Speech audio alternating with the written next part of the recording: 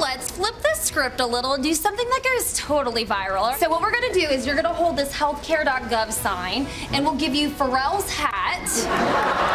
All right, and an e-cigarette to vape on, all right? BuzzFeed is gonna eat this up. 3, 2, 1. And it's... Okay, got it. Saturday Night Live having some fun with the president's push for Obamacare. The White House is touting a surge in enrollments, but does that really mean the plan will succeed? The Roundtable weighs in on that and all the week's politics after this from ABC's Jeff Zeleny. From the courts to the campaign trail. Obamacare. Obamacare. Obamacare. Obamacare. One word is driving the political debate. The final day to enroll is coming up tomorrow. There is no delay beyond March 31st. Well, not exactly. The Obama administration's now saying you can ignore tomorrow's deadline if you've had trouble signing up and need more time to buy insurance. That decision reignited Republican outrage. What the hell is this, a joke? It's basically become the legal equivalent of Swiss cheese. All this putting Democrats back on the defensive. You've been very critical over the past months of the Obama administration's rollout. Why is this latest extension not the same thing? The rollout was really bad, but let's look at what's happened since that. We have millions of people who have signed up, millions. The administration says at least 6 million people have already signed up. 1 million short of the original goal. All this adding fresh fuel to a fight already shaping the midterm elections. I'll help repeal Obamacare. For this week, Jeff Zeleny, ABC News, the Capitol. Roundtable is here. Our political analyst, Matthew Dowd. David Plouffe, he served as President Obama's campaign manager and senior strategist in the White House.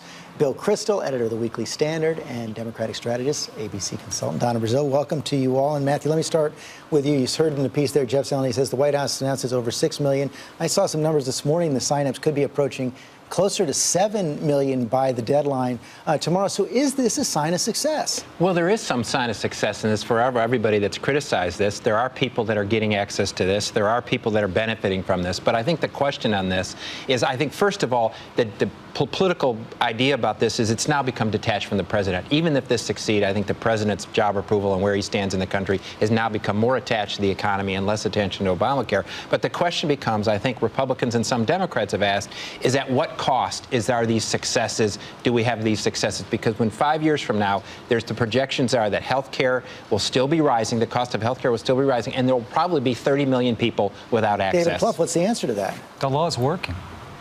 And this was a seminal achievement. You're going to have, by the way, if you count people who are going directly to private insurance companies, Medicaid, children's health care, you're talking well north of 10 million people have health care, tens of millions and more have security. And the politics of this are tough. They're always going to be tough. I think they'll get better over time. This law is working. And I think the Republican playbook of just repeal Obamacare, repeal Obamacare, repeal Obamacare gets tougher as more and more people get health care. And I think smart Republicans understand that. Isn't that true? Yeah, two things are true. No actual Democratic senator running for re-election sounds like David Plouffe. They are not saying this law is working. They're saying, oh my God, we can fix it. Here's some new proposals. Senator Mark Warner, Mark Begich, others unveiled a whole bunch of proposals to, quote, fix Obamacare this week. Which, Republican House will never do that, though, right? Well, I don't think the Democratic Senate will do it. I don't think the Obama administration supports those proposals. They've resisted every attempt to do minor fixes and delays in Obamacare, except the ones they unilaterally decide on. So, first of all, I think in the real world of real politics, the Democratic senators know that it's a big problem for them. But I totally agree. If Republicans simply, and I've looked at a lot of polling over the last week or two on this, some of it private polling, good polling, I think. If Republicans simply say, get rid of it, and let Democrats have the keep it and fix it position, then even then it's sort of 50-50, but then I think Democrats neutralize the issue. If Republicans run on repeal and replace, or really, let's say replace and repeal, it has to be done at once. You can't just throw people out. But we are going to give you tax credits. We're going to take care of pre-existing conditions as part of the repeal. Then the polling shows that becomes very, very popular. I think the Republicans are going to have a hard time trying to find their voice and get a message on repeal or replace at this juncture. And for Democrats who I think are running in these so-called tough states, they're going to have a tough time running from so-called affordable health care for all people. I think the real problem right now, George, is in these states where the Republican governors are still holding up Medicaid expansion. And they're, soon enough, there are going to be questions. Why are you keeping people from getting health care that they need to save their lives, to save the state money? That's going to be the real conversation this fall. No question Democrats, at the retail level want to pivot back to the economy. They don't want to have to explain all of the so-called Republican talking points, but they're not going to be able to run away from this. Echoing that issue. point, Bill Clinton's coming out this week saying Democrats should not run away from Obamacare. Well, I think in the end, the 2014 election, if you look at the fundamentals of the election, is really not going to be about Obamacare. There's flaws in it. There's successes in it. I think everybody can debate that. I think Republicans have made a mistake by not acknowledging some success in it. I think they're not even asking the right question. The right question is, at what cost? I agree with Bill on this, is that they should be coming up with a plan, but anybody can have success if you dump billions and billions and billions of dollars in this. But 2014 is going to be about the direction of the country, the economy, and how people feel in their lives. It's not going to be about Obamacare. I agree with that. I think the big issue for 14 is even less atmospherics. It's about where these contests are held. Democrats playing a lot of away games in the Senate. But even in these tough states, we did this against Mitt Romney. You can have an argument about health care, which is about, there are some things we should fix about it, but you're going to have seniors now pay more for prescription drugs. You're going to kick kids off health care plan. You're going to kick millions of people off health care plan. That is not a winning message. I think Democrats need to be a little more aggressive about selling the positive parts of the law. And by the way, not just those that are covered. The people who already have coverage are getting a lot of benefits, saving a lot of money. Most of it hadn't gotten into effect when you defeated Mitt Romney, and now it has gotten into effect. Seniors are seeing cuts in Medicare Advantage that were only hypothetical when Mitt Romney ran. And they're saving thousands of dollars in prescription I'm happy to have a referendum on Obamacare, and I think it will be, incidentally. I disagree with Matthew on that. I think it will be a referendum on Obamacare and will be good for Republicans. I want to move on to Christie. Had that internal report. We saw the author of it here clearing him of any wrongdoing. He also started to get back on political offense, speaking out to Diane Sawyer about whether or not this whole matter has hurt his political prospects. I am a passionate, loving, caring, direct truth teller. That's who I am. And for some people, they love it. And I will tell you, when I travel around New Jersey, I hear from most people that that's the thing they love the most. And what about Iowa?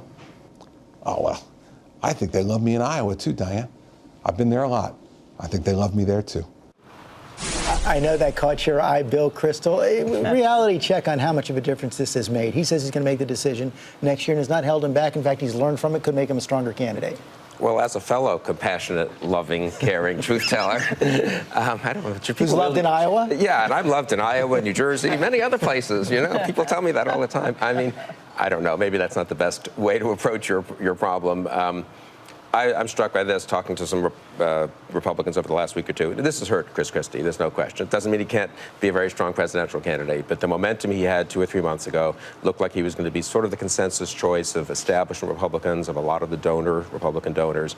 That has, I think, he's lost a lot of that. Jeb Bush, I mean, everyone's now, if you talk to your average Republican donor on the establishment side, it's suddenly much more of the talk is about Jeb Bush, and people are worried about Christie. I want to get into that because the Washington Post had a front page story this morning saying the GOP elite hoping to lure Jeb Bush. Many donors view him as the best 2016 pick. And here's this nut graph, Matthew. I don't want to say this to you. Many, if not most, 2012 GOP nominee Mitt Romney's major donors are reaching out to Bush and his confidants with phone calls, emails, invitations to meet. According to interviews with 30 senior Republicans, one bundler estimated that the vast majority of Romney's top 100 donors would back Bush in a competitive nomination fight. A lot of momentum. Well, this is a sign of two things, which is, first of all, it's the identity of Christie's fall, because if Christie hadn't fallen, then I don't think there'd be this outreach to Jeb Bush in the midst of this. The other thing is that the Republicans are so disorganized, in which they're not used to that, and who their nominee is. They're looking for the safe pick. In their mind, Jeb did a very good job as governor. He's a very good candidate. He's a safe pick. But to me, do we really want to set this race up in 2016, where 340 million Americans live, where it's Clinton versus Bush again? I think people are just tired of that. We have to have other candidates that don't have those two last names. That may be, but you are seeing a lot of momentum behind both candidates right now, David Plouffe. And listen, I think Bill and Matthew are the experts on the Republican nominating process, but my sort of amateur view of it is that I see the elites are gravitating to Bush now with Christie's fall, and I agree with Bill. He's not fatally wounded, but he's hurt. But that's not where the energy is in the voters in Iowa and South Carolina. And I think there could be so I think at the end of the day, there is going to be a lane for a Christie or Bush. They'll probably end up facing against a more conservative candidate. I still think that more conservative candidate has the advantage in the Republican primaries in 2016. Donna Brazile, I see you nodding your head, but to back up this idea that a lot of Republicans are looking for this mainstream candidate, Sheldon Adelson, a billionaire, one of the richest men in America, has a confab out in Las Vegas this weekend. All of the governors looking for it, including Chris Christie, going out there. He delivered $93 million to super PACs last year, probably spent a lot more on the side. This is a danger to Democrats, isn't it? Oh, look, Sheldon Adelson put a lot of money behind a lot of losing candidates, Newt Gingrich, Mitt Romney, et cetera. He's looking for a winner. That's why the doors are now opening to Jeb Bush. The real energy on the Republican side, I only know this because I travel in some Tea Party circles, is Rand Paul. I mean, Rand Paul is the talk of the town. He's the one going on campuses out west at UC Berkeley, going to Howard University, visiting historical black colleges and universities. He's trying to open up a dialogue within the Republican Party. Nobody wants to talk about him, but he has a network in all 50 states, so that's the game change on the Republican side. Bill Kristol, every Republican going out and talking to Sheldon Adelson this week was kind of taking jabs at Rand Paul. Yeah, look, I think ultimately message trumps money, or money follows message. And Rand Paul, I don't agree with him. I don't think he'll be the nominee, but I give him credit for having a real message that he pushes, wherever he is. I think you have to keep your eye on Rand Paul. He's very energetic. He's got a bunch of energy behind him. He's one of the only candidates where younger voters are enthusiastic about. But I think I'm going to just go with something what Bill just said. I think it's ridiculous that these candidates for president are trumping out to Las Vegas to go kiss the ring of a billionaire casino owner, and they think that's somehow going to help them get elected president. They would be much. Money is going to help them. Well, I think money matters so much less than if your own capacity as a candidate, what is your message, what's your vision for the country? They'd be much better off spending time back in where they live instead of flying to Las Vegas and figuring out what's their message, what's their vision, and how they're going to convey that to the American public. Final question I want to get to is this issue of NSA reforms. President Obama came out this week and announced that the government would no longer collect and hold this bulk phone data, said it would stay with the telephone companies absent a specific request from the government. Some of the dangers that people hypothesized when it came to bulk data, there were clear safeguards against, but I recognize that people were concerned about what might happen in the future with that bulk data. This proposal that's been presented to me would eliminate that concern. Donna Brazile, the president answering the critics there, but is this mend it, don't end it approach enough to save the program? I don't think so, George. First of all, I'm glad that the president is ending the program. It was set to expire on Friday this past week. He's asking for a 90-day extension. The ACLU said, fine, but you know what? There are still other reforms that needs to be taken. There are, of course, proposals on Capitol Hill that would not just end it, but end it completely, so the phone companies will not have to carry and hold on to this data as well. This could be heading that way, couldn't it? Well, I've watched some of this with some incredulousness because, first of all, we're supposed to trust a government that didn't tell us what was going on for years and years and years and how many records they were accessing and what they were looking at in the American public. And now we're somehow supposed to trust the federal government led by the President of the United States. He says, here's what we're not going to do anymore. I think the country is just so fed up with so many different things, but the least of which, they don't trust anybody in Washington telling them what they're not or not doing in this case. No, I think this is a smart accommodation. We still need access to this. I mean, George, you had a security clearance. I had it. I think, Bill, you had it. You see these intelligence reports. This is the fundamental first priority of any chief executive. So this still allows the administration, any administration, if they've got reason of concern, to access this information, but now through a court order. But I think it's a smart adjustment not to have the government hold this anymore. But I still think the phone companies have to have that, and the government's got to have quick access to it. Now, Congress has to act here, and it'll be interesting to see what they do in the coming weeks. Will they act? I don't know. There's a good bipartisan proposal by the chairman and ranking member of the House Intelligence Committee, which does try to protect the country. People should go back before they pop off about the NSA and reread the 9/11 Commission report, the failure to connect the dots. Some good advice right there.